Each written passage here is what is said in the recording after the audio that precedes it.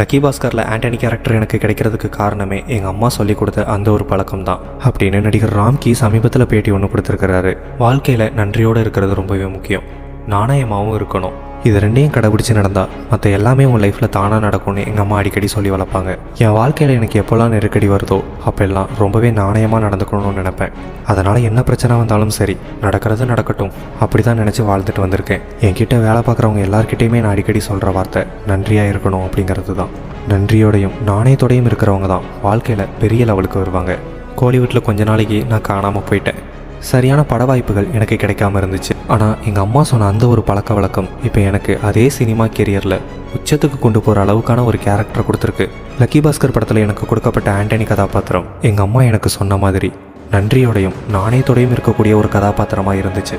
அதனால தான் அந்த கதாபாத்திரம் என் கையை விட்டு போயிடக்கூடாதுங்கிறதுக்காக கதை கேட்டு முடித்த அடுத்த செகண்ட் கண்டிப்பாக இதை பண்ணலாம்னு சொல்லி நடிச்சு கொடுத்தேன். இன்றைக்கி அது என் வாழ்க்கையிலேயே நான் சூஸ் பண்ண மிக சிறந்த கதாபாத்திரத்தில் ஒன்றா இருக்குது அப்படின்னு சொல்லியிருக்கிறார். இதை பற்றி நீங்கள் என்ன நினைக்கிறீங்கன்றதை கமெண்டில் சொல்லுங்கள்.